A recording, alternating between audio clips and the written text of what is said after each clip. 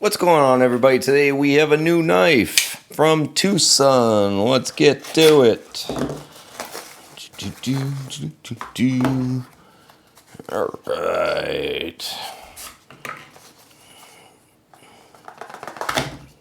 Haha, look at that. Red, white, and blue. Straight from China. All right. I saw this. It has G10 scales on it. This is the Tucson TS324, so it's one of their newer ones. This one is in D2 and G10. Wow. Sometimes that tape can surprise you. There we go. Get her out of there. There we go. Let's take a look at that G10. It's pretty sharp. Super grippy. It's because it's machined. If you can pick that up.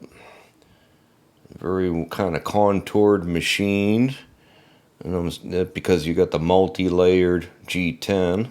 So that's how they get that coloring to come out. Pretty heavy duty. So it is a flipper and a liner lock. Oh yeah, look at that crazy blade. Like that blade. That is pretty cool. Got that recurve going on there. And this was... I can't remember who made this knife now. Oh, it says Cody Brown. Okay, so Cody Brown made this. Is the designer of this knife. So, okay. So, pretty interesting. Got a little bit of a fuller there, but I don't think it's going to be practical for anything because you can't get to it. The first thing I noticed that is maybe a little uncomfortable is this edge here in the back of your hand when you're kind of putting in position, but it flips really good.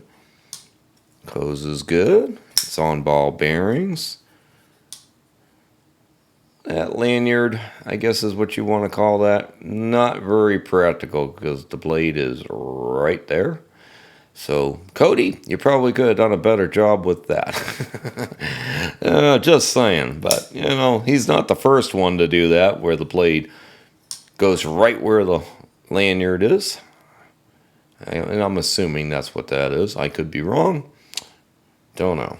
But pretty interesting design. One of their, like I said, one of their newest knives. I don't know if it always will come in red, white, and blue G10 or not. Not very deep carry.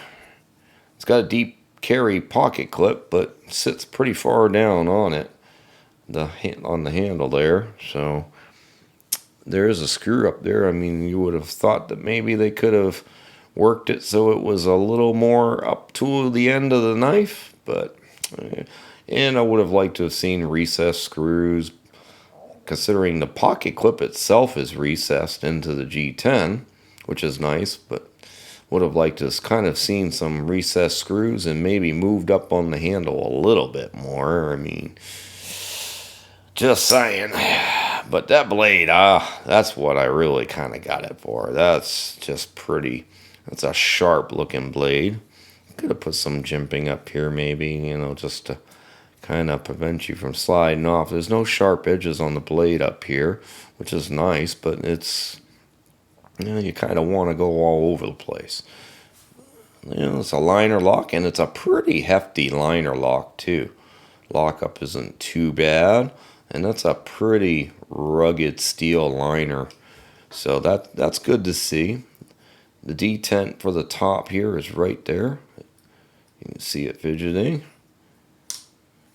Not super drop shutty, but it's still needs to break in. So, I mean, it's got pretty good action otherwise. Can't shake it open. So the detent's pretty good there. It's very snappy on the flipper tab. Flipper tab, not too bad, not too pokey, but overall pretty nice. Yeah, the G10's pretty nice. It's very grippy. You're not going to slide off of it. Like I said, I just think that back corner right there is just not sharp, but you notice it, you feel it in your hand, you feel it in the palm of your hand as it moves around in your hand. And when I'm holding the knife, I kind of want to get away from it. And it's got a lot of handle to grip onto too. So good, small, thin, medium hand there. At least if you've got a big hand, you're going to be pretty good up. You're going to be up on this, which might be uncomfortable for some people. They probably could have continued the G10 to the very end there, and just did away with a lanyard, or even just drilled the hole through the G10 and through the metal. But anyway, this knife, I mean, like I said, it was $60 for a D2. So as long as it was, well-made well-made D2, shouldn't be too bad. It's got a nice sharp edge on it. Love that Tanto tip there. Yeah, very nice and sharp. So they've been doing pretty good with their metals. I don't keep calling it G. Yeah, their D2 and their M390 really has been spot on. So whoever they're getting their steel from, it's been pretty good. So all in all, it's not too bad of a knife for $60. So there you go, guys. That is the Tucson TS324. All right, guys, we'll catch you next time. Have a great day. Bye.